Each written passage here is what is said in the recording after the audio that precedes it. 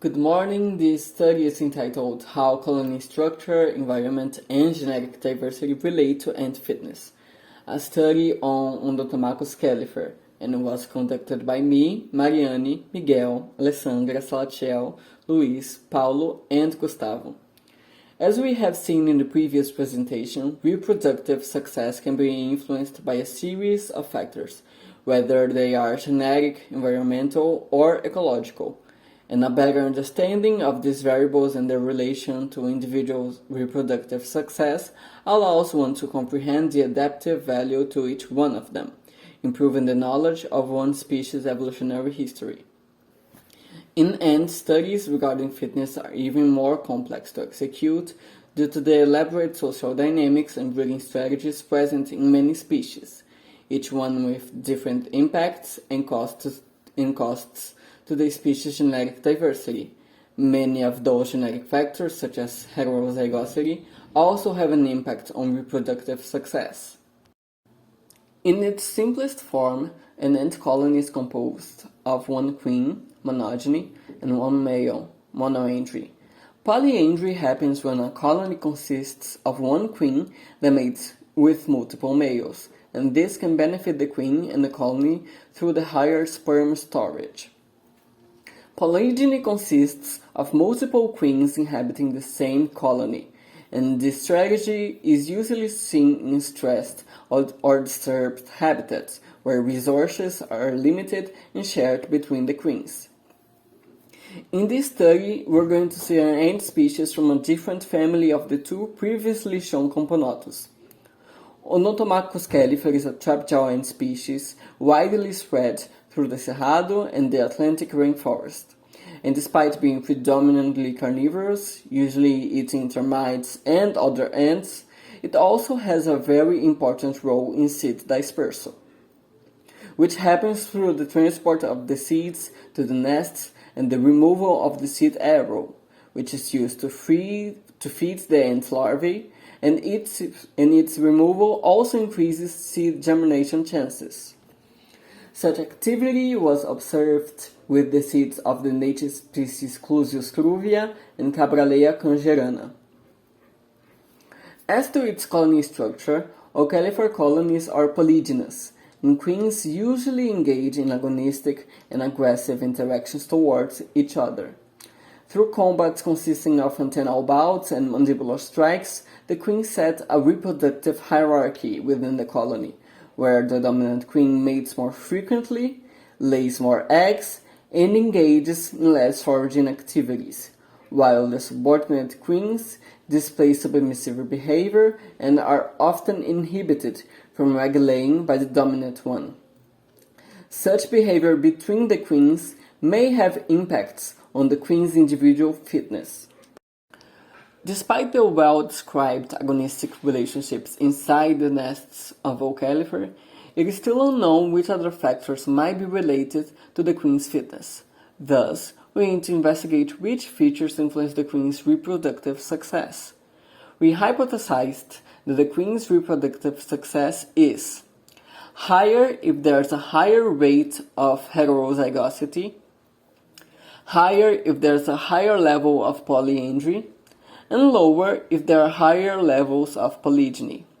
Also, besides the relationships that were established here, we also know that these factors may be related to each other at some level as well.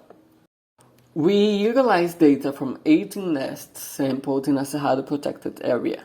In each nest, 15 workers were collected and then their genotype was assessed, allowing the reconstruction of queens and male genotype through colony. In total, we analyzed 88 queens distributed in 18 colonies.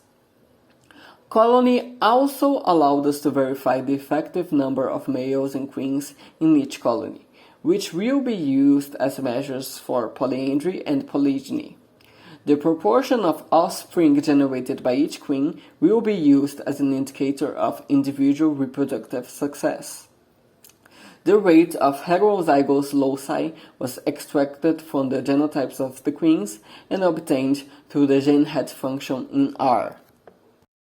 For all pairs of variables, we estimated their correlations using the choroplot R package, looking for significant relations between the factors while also focusing on the hypothesized relations. Regarding heterozygosity and reproductive success, we observed that these factors present a light positive correlation supporting our first hypothesis. Also, our results showed a strong positive relationship between polyandry and reproductive success, as previously hypothesized. The correlation between reproductive success and polygyny, however, was not as we had predicted, having a really low degree of correlation and thus being non-significant. Aside from the relationships with reproductive success, other pairs of correlations were found between polyandry and heterozygosity and polyandry and polygyny, being positive and negative respectively. All in all, we can see that heterozygosity and the number of mating males were positively related to the queen's reproductive success. These factors also relating to each other may imply that queens with more heterozygous loci may mate with more males. Different than what we initially thought, polygyny was not significantly correlated with reproductive success, a measurement of fitness. However, the number of queens was still negatively correlated with the number of mated males, which was expected since polyandry and polygyny tend to be negatively associated. It is also noteworthy that we have only assessed correlation between those variables, and even though correlation might be a sign, it does not mean causation. The next step of this study should be to evaluate causation between the variables using structural equation modeling.